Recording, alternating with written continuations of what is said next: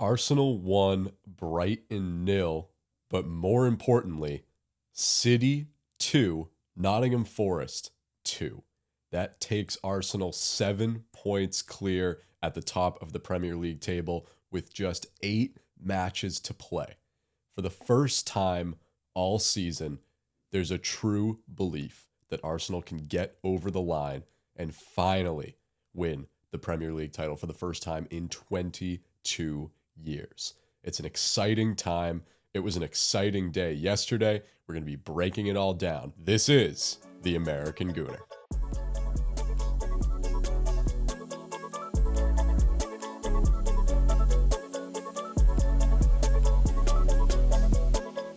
The stuff of champions. It really is. Good morning, Arsenal fans. It's a great Wednesday morning, the morning after our win over Brighton. But more importantly, like I said in the intro, the morning after City drop points to Nottingham Forest. It puts Arsenal 7 points clear at the top of the Premier League table with just 8 matches left to play.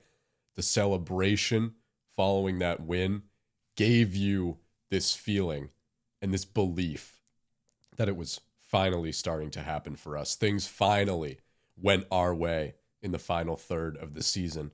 And in order to be champions and to win the Premier League, you need an afternoon or two like that, where you pick up 3 points in a match that you probably didn't deserve to pick up all 3 points, and your closest title challengers drop 2 points in a match where they certainly were not expected to come away with anything less than 3 points. It was also the rare occasion where Arsenal and Man City were playing at the exact same time in a midweek fixture, which meant that both matches reached full time within minutes of each other, if not seconds.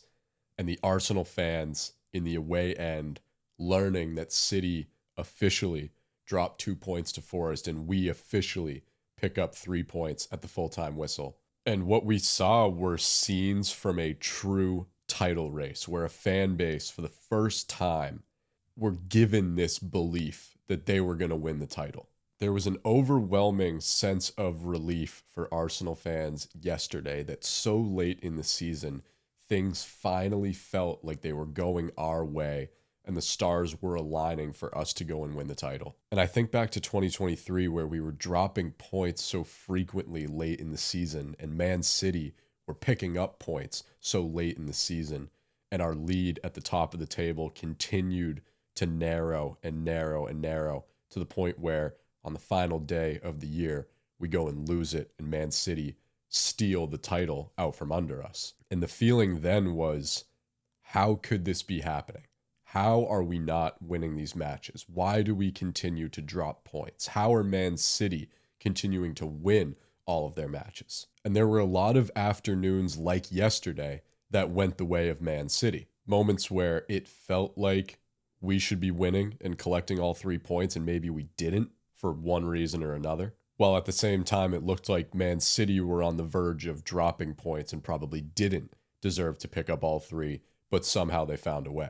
It's the stuff that wins you titles, and I say the stuff of champions a little bit facetiously because for so many years now, in matches like that, whether it be City or Liverpool or whoever, the commentators, the pundits, the fans, all would cite that it's that we see from champions, that indescribable luck or professionalism or will to win that we see from every Premier League title winner. When it's not the prettiest and you're not at the top of your game and the entire world is against you, somehow you find a way to collect 3 points, and somehow, some way, a team fighting relegation finds a way to take 2 points off your closest title challengers. It was a monumental momentum swing that I think may have already decided the league. And if it hasn't, what it's done at the very least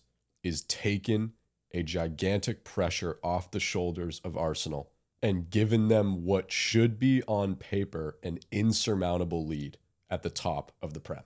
The only reason why it's not being talked about or viewed through that lens is because it's Arsenal.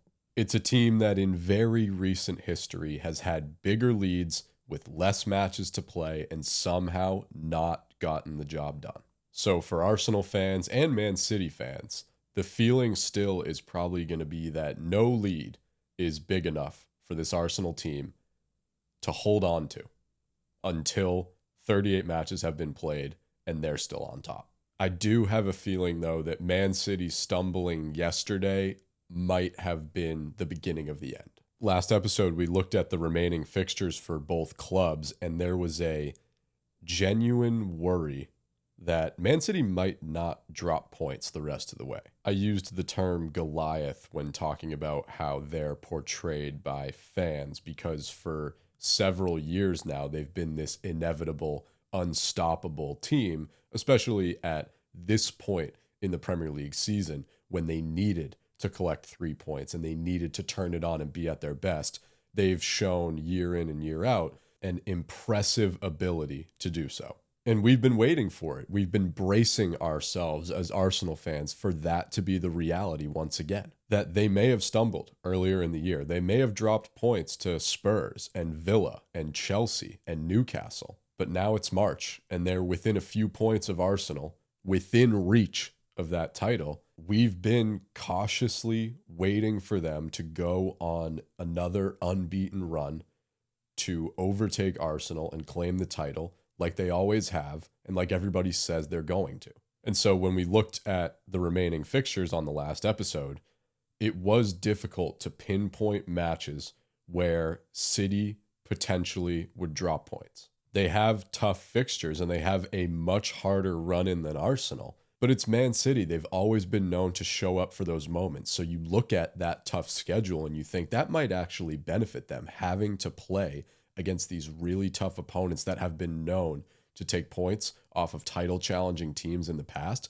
If anything, that gives them a better chance to be playing their best football and take a run at Arsenal. The fact that they dropped points in the one match that was pretty much a shoo-in for them to win is unbelievable.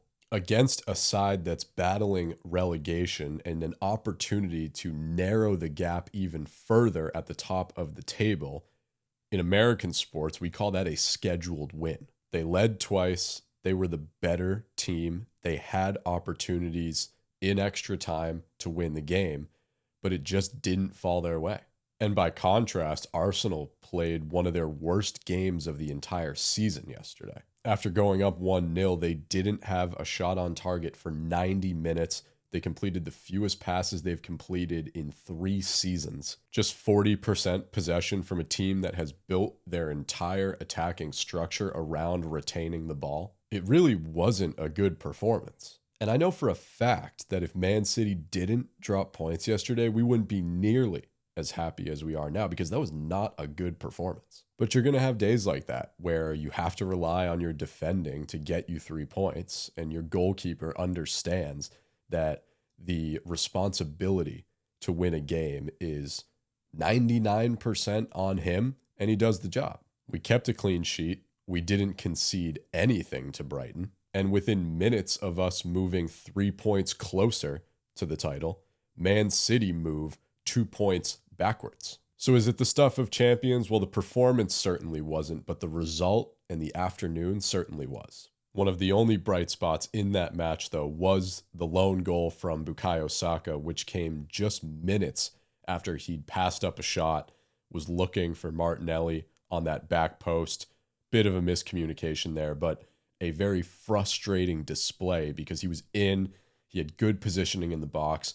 He had a good look at the net, I believe. I think he had the angle to try and bend that in the far post and go for goal instead of looking for the cross. And it was frustrating because it felt like a night where our chances were going to be limited. Obviously, that goal comes in the 9th minute, but early on, there was that error from Raya that almost led to a Brighton goal. They were pressing us hard. We looked shaky at the back in the first few minutes of the game. Early on, it felt like one of those games where we were going to have to take our chances when they came because it just felt like they were going to be so far and few. And so when Saka passed up that shot early on, it was definitely frustrating. I couldn't and still don't understand why you wouldn't just go for goal in that situation. Luckily, though, he redeemed himself on the very next possession. He finds himself in a very similar spot on the pitch. He creates just a 3 or 4 yard gap between himself and the defender, and he just goes for goal. I think it did take a little nick off one of the Brighton defenders. It deflected it just a tad bit, but it was a powerful strike, and it was what we needed. And those are the types of plays that I want to see more of from Saka, because he has that ability within him. He's a very talented winger, and he has a very powerful left foot. I wish he would go for goal more often than he does. And you see what happens when he does. It was an early 1-0 lead for Arsenal. They end up clinging to that 1-0 lead for the remaining 90 or 89 minutes plus extra time, and you get the 3 points. And it's a hugely important 3 points too, all coming from the left foot of Bukayo Saka. I would definitely say he's had a rough go of things from an attacking standpoint this season, especially operating in Arsenal's current structure where the goals are just so spread out. What he's been good for is set-piece delivery and acting as a funnel for possession and build-up play. But you want a player like him to be a more threatening winger. The way he can do that, and the way he has done that in the past, is by scoring goals like he did yesterday. He and Eza find themselves with the ball on the edge of the box a lot. You might not recognize that they do because their production from those areas of the pitch is very infrequent. And I'll give Eze credit. Almost all of the goals he has scored this season have come from that area right on the edge of the box. Saka, though, really hasn't taken advantage of that positioning. I'm not sure if it's a lack of confidence in his ability to go for goal from those positions, or if he's just a victim of the system at Arsenal, but he hardly ever threatens goalkeepers from those positions. Yesterday was perfect, though. He creates space for himself. He puts the ball in a position where he can strike it well. He goes for goal in an area where he's not usually known for attempting shots. It finds its way into the goal due to the deflection, but if he doesn't shoot there, he's not scoring. So I'm glad he took that one on. It was obviously a massive goal within the game in the sense that it was the only goal. It secured Arsenal the 3 points, but it could also prove to be a massive goal in the title race. That was it, though, in terms of the Arsenal attack. We had a few moments here and there. One that comes to mind is the Leandro Trossard. Probably could have taken an extra touch, settled the ball, and scored from the position he was inside the box. He takes it on the first touch, just kind of bends it a little bit high and wide. But outside of that, we pretty much defended the rest of the game. Brighton came at us heavy, especially late in that second half. It really felt like we were going to concede a goal. And they said on the broadcast numerous times during those waves of momentum for Brighton that it was surely a game that Arsenal were going to need at least a second goal if they wanted to secure all 3 points. And it definitely had that feeling. It was similar to Wolves, similar to Brentford, similar to Sunderland earlier in the year at the Stadium of Light. It felt like at any moment we were going to be opened up at the back, we were going to concede a goal, and we were going to drop points. And what was even more worrisome was that we didn't seem to have any sort of urgency in terms of compiling an attack or a counterattack, trying to find that second goal that would have secured the 3 points and going on to win the game. I don't know if that was the tactical intention going into that game or going into the second half, but we seemed totally content defending for the final 45 minutes. It really did feel like another midweek match where we were going to drop points. We were going to be frustrated with the lack of attack. We were going to be frustrated with the defending and the fatigue in the final 10 or 15 minutes going into extra time. We were going to concede a late goal, and we were going to drop points in another important match in the title race. Somehow, some way, though. Somehow, some way, they just didn't allow that to happen. And I don't want to dwell on what was, in my opinion, a disastrous second half for Arsenal because it was just such a positive afternoon. And there's 2 images that stand out in my head that sum up perfectly what that win meant. The first is Piero Hincapié diving face first in front of a Brighton attacking player to try and block the ball. That image illustrates perfectly what it means to be a part of that Arsenal brick wall. There might not have been any urgency in the attack last night. There was certainly an urgency, and a desperation in the defending.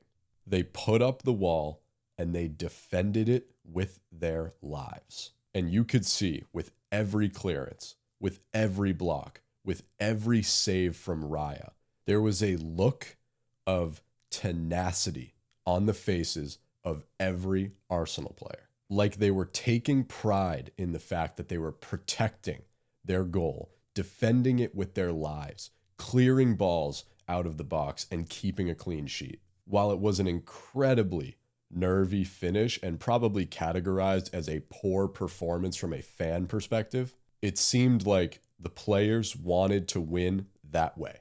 They wanted to display that desperation in defense.